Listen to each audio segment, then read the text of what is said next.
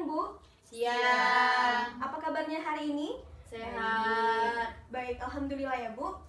Baiklah Bu, sebelumnya perkenalkan saya Silpa Salsabila sebagai moderator pada penyuluhan hari ini dan rekan saya Niken Ayu Marsanda sebagai pemberi materi pada penyuluhan ini. Kami berdua berasal dari Poltekkes Kemenkes Bengkulu, Prodi Keperawatan Curug. Penyuluhan kali ini bertujuan agar ibu-ibu sekalian tahu mengenai apa itu korupsi, dampak dari korupsi, dan nilai-nilai anti korupsi. Mungkin selama penyuluhan ini nanti akan sedikit menyita waktu ibu sekalian, sekitar kurang lebih 20 menit. Dalam penyuluhan ini juga nanti akan kami beri sesinya seperti dari pembukaan, penyajian, penutup, dan yang terakhir ada evaluasi. Untuk mempersingkat waktu, langsung saja saya berikan kepada penyaji untuk memberikan materinya. Terima kasih kepada moderator yang telah memberi saya kesempatan untuk menjelaskan materi dari pendidikan anti korupsi. Baik, saya langsung saja ya, yaitu korupsi. Korupsi secara etimologi berasal dari bahasa Latin atau corrumper, corruptio, corruptus yang bermakna menghancurkan. Nah, secara terminologi, korupsi artinya menerima uang sogo, menyelewengkan uang atau barang milik perusahaan atau negara. Menerima uang dengan menggunakan jabatan untuk kepentingan pribadi. Bisa kita simpulkan, korupsi adalah tindakan penyalahgunaan kekuasaan untuk kepentingan pribadi yang dapat merugikan orang lain ataupun menghancurkan negara. Orang yang melakukan korupsi disebut dengan koruptor. Gimana ibu-ibu, udah jelaskan apa itu korupsi tadi? Sudah.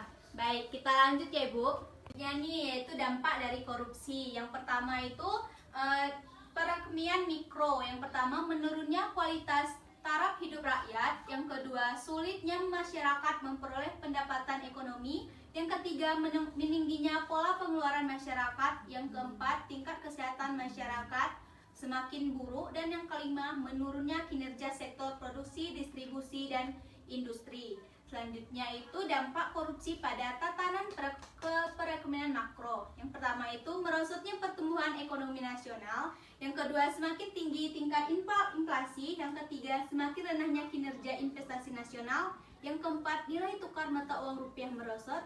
Dan yang kelima itu semakin rendahnya kinerja perbankan nasional.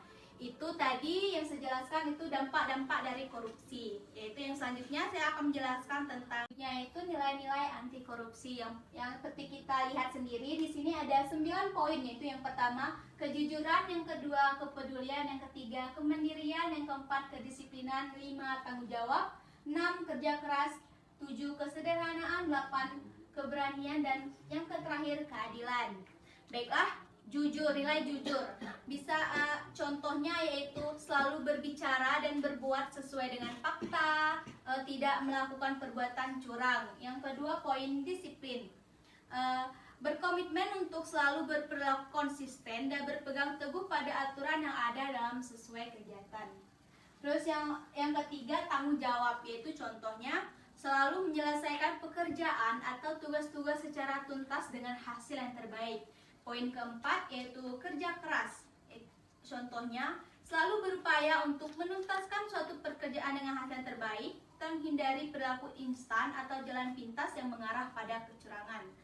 Lalu yang kelima itu sederhana. Contohnya, selalu berpenampilan apa adanya, tidak berlebihan, tidak pamer, dan tidak ria.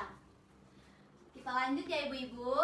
Terus yang selanjutnya itu tentang mandiri. Contohnya itu selalu menuntaskan pekerjaan tanpa mengandalkan bantuan dari orang lain. Yang ke-7 itu adil, contohnya selalu menghargai perbedaan dan tidak pilih kasih.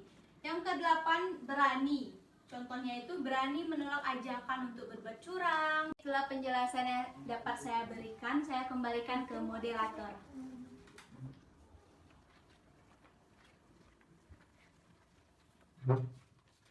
Baik, itu saja tadi kan sama-sama kita saksikan penyajian materi dari penyaji rekan saya.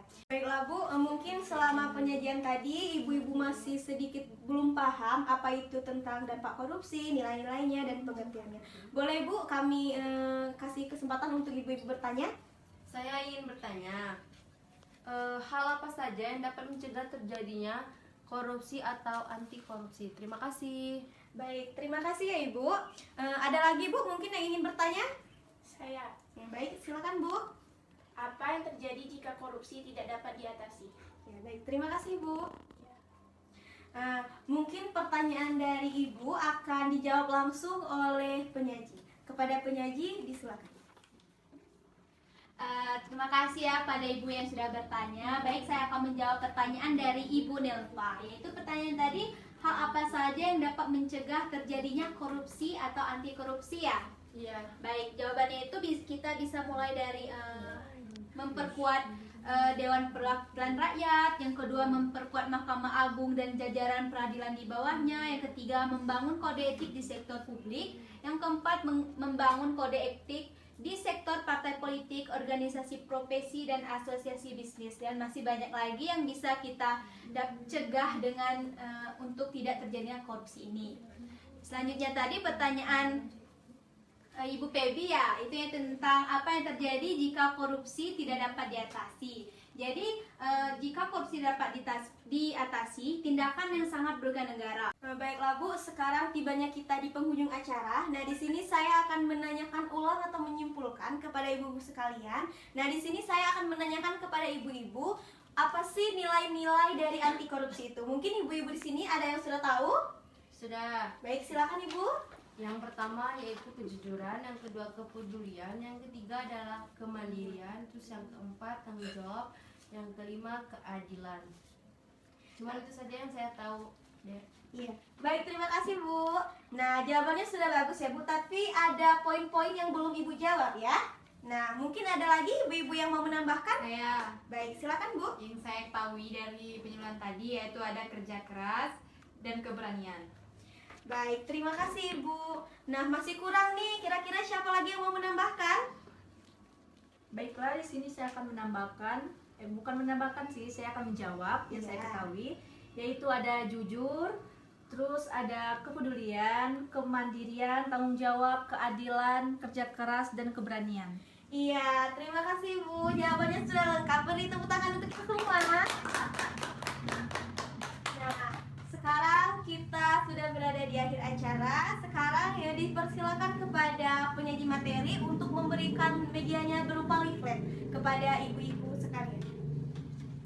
Baik, ini ibu-ibu bisa baca ya Bu, atau dibagikan pada ibu yang lain. Terima kasih. Iya Bu. Ini Bu. Terima kasih. Baik, mungkin itu saja penyuluhan kami pada kesempatan hari ini. Semoga kita bisa bertemu kembali dalam keadaan sehat walafiat. Amin. Kami akhiri. Wassalamualaikum warahmatullahi wabarakatuh.